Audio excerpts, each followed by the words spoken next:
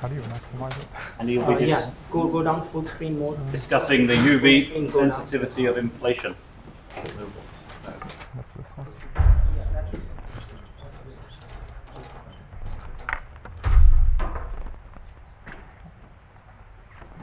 Oh, yeah? Okay. All right, so I'd like to start by thanking the organizers for the opportunity to speak. In the next 10 minutes, I want to spend some time thinking about how UV-sensitive inflation is. This is going to be based partly on a recent paper that I wrote with my collaborators here. Many are in the audience, Sarah, Hakel, and Chris. And it's actually, a lot of what I'm going to say today is really inspired by some comments and some ideas of Gupser some time back that nobody really followed up on, as well as Caliper and Kaplinghott. Okay, so I just want to start with some motivation. We know that inflation can be UV sensitive, and we know this, it's been advertised for the last 10 years through higher dimensional operators and the effect that these can have on low energy model building and observations. In particular, as everyone in the audience appreciates, string theory gives us a way to calculate these coefficients precisely, and this is how we think, one way we think of UV sensitivity of inflation. However, if I want to be a bit pessimistic, I can impose symmetries from the low energy effective field theory point of view that can forbid these operators, and this was done in a very nice paper recently by Bauman and Green. And I can also use observations, low energy observations, cosmological observations, to constrain the coefficients and just in some effective field theory construct. So this is the worst case scenario, but if this was the case, it's sort of grim for string theory. Perhaps more interesting is the string theory has established the importance of moduli and their stabilization, and I don't really need to say anything about that in this room. However, I would like to point out that there are a lot of interesting questions that remain. In particular, the original string cosmology program was, could inflation teach us something about string theory, not just low energy supergravity? And in particular, does inflation censor the UV in the sense of some cosmic censorship? In particular, can we probe massive string states through some sort of cosmological observations? For example, the massive modes of the string we never really talk about in these compactifications or in building inflationary models. A further motivation that I won't discuss since I only have 10 minutes, and the real reason we wrote this paper was because there has been a lot of work on turning trajectories, complicated field spaces, derivative interactions coming from Kähler potentials, and you can also try to say something about those effects through sharp turns in the landscape, produce massive states. If they did, it would be very interesting because it would give us large non-Gaussianity, and then we would be probing at least the properties of these moduli spaces. So that's the motivation. Because I only have 10 minutes, I'm going to follow my Russian friends and define cosmology. Cosmology is the study of the simple harmonic oscillator. This has a time-dependent frequency. So for example, if we're looking at scalar perturbations, this U could either be fluctuations of the inflaton from one point of view, it could be fluctuations of the metric from another point of view. The upshot is that the equation we care about only represents one degree of freedom. It's a harmonic oscillator with a time-dependent frequency. In particular, I work in Fourier space. This mass m is the mass of the field, and h is the rate of expansion of the cosmology we're talking about. Given a second-order differential equation, there's two solutions. That the most generic form I can write takes this form. I want the modes to start out initially in some vacuum state. That's a bit tricky in cosmology, but we can define this as the adiabatic vacuum. That means that as k eta goes to minus infinity, I demand that there are no particles present, and that forces upon me that alpha goes to 1 and beta goes to 0. So that's the definition of a vacuum state. And so once I start in this vacuum state with positive frequency modes, as long as I respect the adiabatic conditions, that is that the time derivative of omega with respect to omega squared is much less than 1, omega double prime much less than omega cubed, and all the higher adiabatic invariants, this will remain a solution of this equation as long as these conditions are not violated, which is related to an early quantum mechanic calculation done by Einstein. If I violate these conditions, then adiabaticity would fail. I would produce modes. In particular, the occupation of this state that I'm talking about, these fluctuations, the occupancy number would be given roughly by the square of this beta coefficient. I could also have loop corrections, which we usually ignore, especially in supersymmetric cases, because if this SUSY is softly broken, these could be negligible. Okay, so that's a bit of a review. This will be more review. So let's apply this sort of adiabatic approximation to slow roll inflation. So in that case, again, I have the frequency squared, the wave number, the mass of the inflaton in this case, and h is either some slowly evolving value of h or impure de Sitter or be constant. So the question is, in this formalism, when does adiabaticity fail? And I'm running through this exercise just to show you another way that we look at cosmological perturbations being produced. So when does the adiabaticity fail? Let me focus on the lowest order adiabatic invariant. It depends on the ratio of the mass of the field you're talking about to Hubble. It also depends on the ratio of the wave number or the physical wave number to the Hubble scale. It also gets corrections at higher order in the slow roll parameter, which is this dependence on epsilon. So let me look at two special cases. Let's look at light modes. So we consider fields where the mass is much less than the Hubble scale.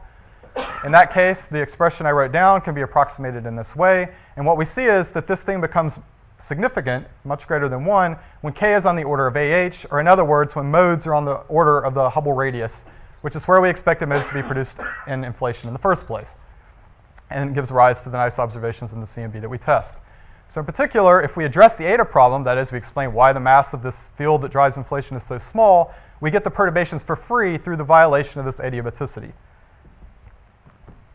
However, looking at the other case of super Hubble fields, if we look at the mass much larger than the expansion rate, we find out that the adiabatic invariant goes roughly like the ratio of h over m, and by assumption, this is never going to be greater than 1, and so producing massive modes is not possible in slow roll inflation. In other words, super Hubble modes decouple, and Wilsonian intuition is valid. There's nothing strange about cosmology. There are, of course, a number of ways that this conclusion can fail. So if I go back to this expression for the frequency, if I had the value of the expansion rate was violently oscillating or changing rapidly in time, that would change this prediction. Or if I had, and so that would be a departure from slow roll inflation. Or if I had that the mass was decreasing in time, that would be a time-dependent mass. This decrease in mass could also lead to a violation of this condition. So that's two ways that this could fail. The way I want to concentrate on today, which in some sense is a combination of the two, is the idea of multi-field dynamics. Okay, so again, everybody in this room at some point has worked on multi-field inflation in the sense that we study Kähler potentials and chiral scalar fields that appear in supergravity theories. So I don't really think I need to motivate this. Since I have 5 minutes left, let me just choose two fields. So the most general Lagrangian I can write for two fields is the following after using field redefinitions. So I have some heavy field, I have some light field, some generic potential, and the heavy field is coupled to the light field in this way. I'm going to now make three assumptions. If you drop these assumptions, this conclusion would change. First, I'm going to assume that the light field will provide slow roll inflation. So I'm not going to worry about the eta problem. This could be from axion monodromy. This could be for some other reason. I'm going to assume that the heavy field begins in its vacuum state. Of course, if you initially put in a heavy field, it would be there. You might think inflation would wipe it out if it lasted at least 60 e-foldings or more. I'm also going to assume that the mass hierarchy is always preserved. So in particular, the light field will always avoid the eta problem, and the heavy field will always be heavy. Okay, so there are a couple subtleties in the presence of this derivative coupling. The frequency is now what we had before. We have the mass of the heavy field, we have the Hubble scale, but we have this interesting negative sign coming from the derivative interaction with the light field. If we want to talk about production of super Hubble mass modes, we need to be careful because this is the effective mass of the field, and so we want that to be larger than Hubble. If instead I had this correction lower the mass of this, it's obvious these are light fields and there's no violation of effective field theory, decoupling, etc. So we want to enforce this condition and ask how much higher than the experimental scale, the energy we probe with inflation, how much larger than h can the mass of this field be? So going back to our calculation, we find that for massive field, h over m, this is much less than 1. That's what we found before. And in particular, if you go through the calculation, you calculate the amount of particles that are produced. It's exponentially suppressed. It goes like the mass over h, and it's squared because it's a Lorentz invariant theory.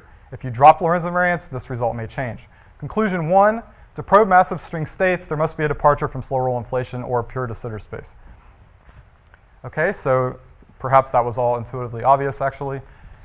So let's go on to departure from slow roll. In that case, I want to introduce an ad hoc feature into the inflaton potential. So the light field is going along its inflationary trajectory. It's going to make some violent turn that I'm going to put in as an ad hoc feature. And given some later motivation for the ad hocness of this feature, I want to ask, even given this, can it be observable? I need this feature to do the following. I need it to violate adiabaticity, so we get particle production. I needed to not spoil observation, and after this event, I needed to go back to slow roll inflation, in other words. And I'm going to demand that this respects conservation of energy. If I make those three assumptions, then this event necessarily is localized in time. Because it's a Lorentz invariant theory, it's localized in space. And because it's localized in time and space, gravity is therefore not important for the effect I'm going to talk about. So I can expand the light field or the infiltron in powers of the time.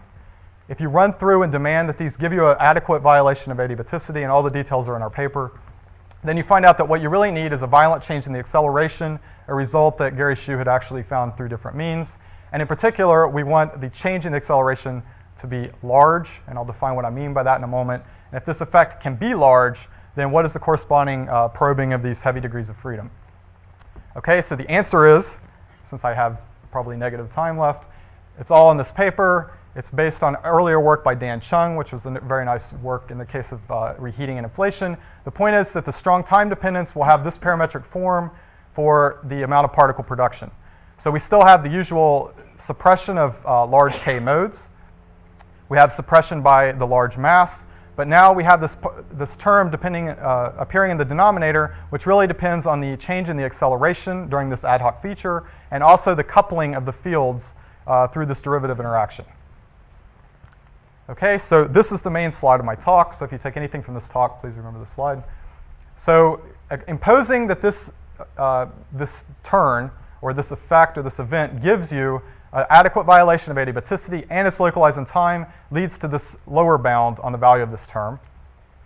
I have written down the fact that if you look at different cases, this coupling will roughly scale like 1 over lambda squared, where lambda is the strength of the coupling or the curvature scale of the field space. And then demanding conservation of energy tells us that this term must be much less than this number. Now, this number is a little bit ugly. There's a 10 to the 13. The important point is this power of h over m goes like 16/3, so it quickly drops off. And here I use the Kobe normalization to get it in this strange form.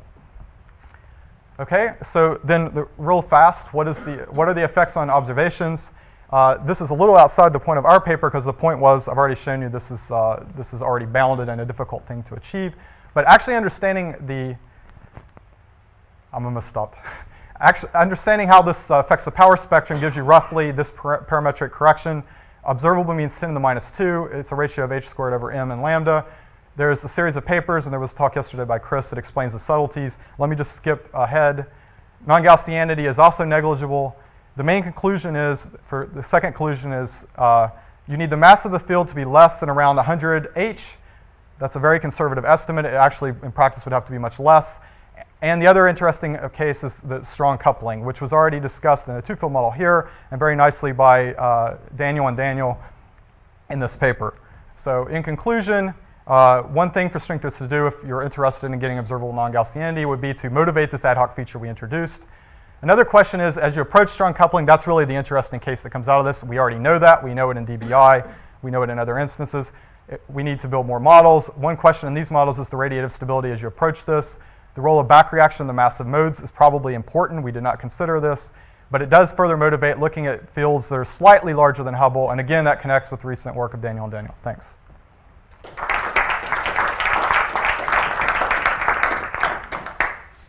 Take a couple of quick questions, if there are any.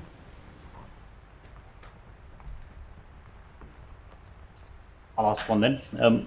So have you thought about the string theory motivation for this? Yeah, so that would all just come in from the... Well, first, the main string theory motivation is probing the massive string states or some high energy physics. Sort of in terms but in particular, in terms of like what people here care about, it's basically all on this. That makes sense. Okay, let's thank Scott again and move on.